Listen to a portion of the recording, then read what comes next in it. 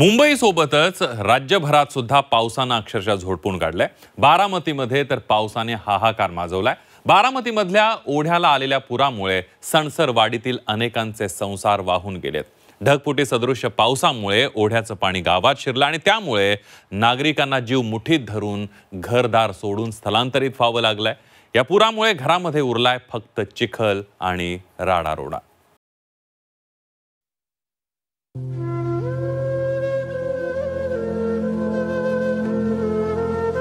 जीव वाचवला आम्ही, जीव वाचवला आणि बाहेर निघालो। म्हणजे काहीच राहिलं नाही घरात आमच्या आता सध्याला, खाय प्यायला काहीच राहिलं नाही। देतात लोक आणून तीच खातोय आम्ही, गावातले लोक आणून देते तीच। घरातलं काय म्हणजे दरवाजा उघडल्यावर भांडकुंड सगळं वाहूनच गेलं, कपडे ही सगळे वाहून गेले। पाण्याच्या प्रेशरने दरवाजा उघडले ना, त्याच्यामुळे काहीच राहिलं नाही घरात। आमच्या घरातलं सगळं वाहून गेलंय। 3-4 वर्षाला ही हमी होती, आमची दक्षता कुणीच घेत नाही। आम्ही काय करायचं, कसं जगायचं, कशाच्या आधारावर जगायचं।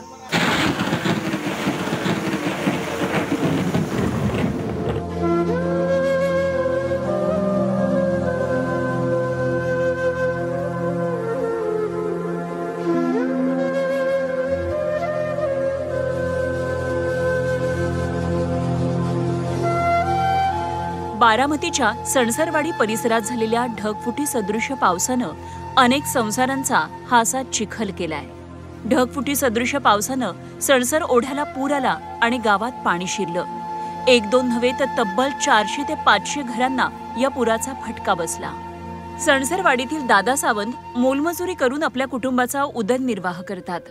त्यांच्या घरातही या ओढ्याचं पाणी शिरलं आणि त्यांच्या घरातलं होतं नव्हतं ते सगळं काही या पुरामध्ये वाहून गेलं। राहिला फक्त चिखल आणि राडारोडा।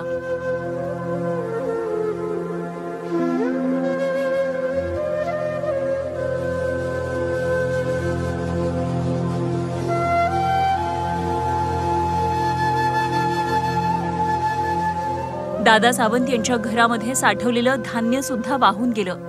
त्यामुळे गेल्या 2 दिवसांपासून दादा सावंत आणि त्यांची पत्नी उपाशीपोटी घरातला हा चिखल गाळ काढतात। दादा सावंत यांच्या घरामध्ये शिल्लक राहिलाय तो फक्त हा देव्हारा। निसर्गाच्या या प्रकोपापुढे देवाचं सुद्धा काही चाललं नाही का, हेच दर्शवणारी ही दृश्य आहेत। मी आता आहे सावंत यांच्या घरामध्ये, या ठिकाणी उभं राहता येणार नाही अशी परिस्थिती आहे। संपूर्ण चिखल झालेला आहे। ओढ्याच्या शेजारी यांचं घर आहे आणि या ठिकाणी आपण पाहतोय घरातील अन्नधान्य सुद्धा आता या ठिकाणी चिखल झालेला आहे। ही अशी परिस्थिती या कुटुंबावर आलेली आहे। ताई, काय परिस्थिती होती काल रात्री, काय झालं? काल पाणी 2च्या सुमारात आलं। 2च्या सुमारात पाणी आल्यावर आम्ही हाय असंच म्हणजे अंगच्या कापडाशीच बाहेर निघालो। जीव वाचवला आम्ही, जीव वाचवला आणि बाहेर निघालो। म्हणजे काहीच राहिलं नाही घरात आमच्या आता सध्याला, खाय प्यायला काहीच राहिलं नाही। देतात लोक आणून तीच खातोय आम्ही, गावातले लोक आणून देते तीच। किती वाजता पाणी शिरलं? 2 वाजता पाणी शिरलंय काल। 2 वाजल्यापासून बाहेरच असल्या पावसात बाहेर होतो आम्ही। शासनाने आम्हाला काहीतरी मदत करावं, एवढं तेवढं ध्यान द्यावं आमच्याकडे। आता घरातलं काय काय वाहून गेलं? घरातलं काय म्हणजे दरवाजा उघडल्यावर भांडकुंड सगळं वाहूनच गेलं, कपडे ही सगळे वाहून गेले। पाण्याच्या प्रेशरने दरवाजा उघडले ना, त्याच्यामुळे काहीच राहिलं नाही घरात। दादा सावंत यांच्या सोबतच त्यांच्या शेजारी राहणाऱ्या सुरेखा जगताप यांचा सुद्धा संसार उघड्यावर पडलाय। सुरेखा जगताप यांच्या शेळ्या या पुराच्या पाण्यामध्ये वाहून गेल्या। त्यांनी वेळीच घर सोडलं आणि त्यांचा जीव वाचलाय। सरकारनं किमान वेळेत पंचनामा करून भरपाई देण्याची मागणी सुरेखा जगताप यांनी केली आहे। आम्ही काय करायचं, कसं जगायचं, कशाच्या आधारावर जगायचं। आम्हाला कोण शासन हीच करत नाही, मदतच करत नाही। आणि केली तरी बी आतल्या तर दाबते, आम्हाला देत नाही, ते आमच्यापर्यंत येऊ देत नाही। ती आम्हाला गेल्या 5 वर्षात पुरा आला तर तेव्हा 5 रुपया सुद्धा मिळाला नाही। माझं अख्खं घर पडलं होतं। मी असं कसं उभा केलं गरिबीतनं। नवरा आजारी आहे, माझं डोक्यात झोपून आहे। ढगफुटी सदृश्य पाऊस आणि ओढ्यात चुकीच्या पद्धतीनं टाकलेला भराव यामुळे हा पूर आल्याचा आरोप स्थानिकांनी केलाय। शासनाच्या चुकीच्या धोरणामुळे त्या ठिकाणी मुरुम फिलिंग केल्यामुळे, माती मुरुम फिलिंग केल्यामुळे लोकांच्या घरामध्ये पाणी गेलं। आजपर्यंतच्या इतिहासात अशी पहिल्यांदाच घटना घडली की लोकांच्या ह्याच्यात ते पाणी गेलं. मातीचा भरावा इथं टाकलेला आहे. उंच मातीचा भरावा साईडला तिकडं पाणी गेलं नाही, एका साईडला पूर्ण पाणी सरलेलं आहे. त्याच्यामुळं पूर्ण लोकांच्या घरात पाणी शिरलेलं आहे आणि शासनाने ह्याची अजिबात दखल घेतलेली नाही वेळोवेळी सांगून सुद्धा.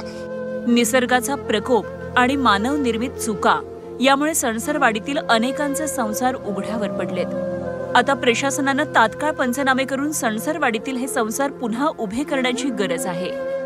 मोडून पडला संसार तरी मोडला नाही कडा, पाठीवरती हात ठेवून नुसतं लढ म्हणा अशी इथल्या नागरिकांची अवस्था झालीय. मायबाप सरकारनं मदतरूपी हात या सणसरवाडीच्या गावकऱ्यांच्या पाठीवर ठेवण्याची गरज आहे. या सणसर ओढ्याला आलेलं पाणी सणसर गावातील अनेकांचे संसार या पाण्याने वाहून गेले आहेत. आता राहिली ती गाळ. त्यामुळं प्रशासनाने तात्काळ दखल घेऊन या नागरिकांना मदत केली पाहिजे. कॅमेरामॅन नितीन सांबोरसह निलेश खरमरे, बारामती.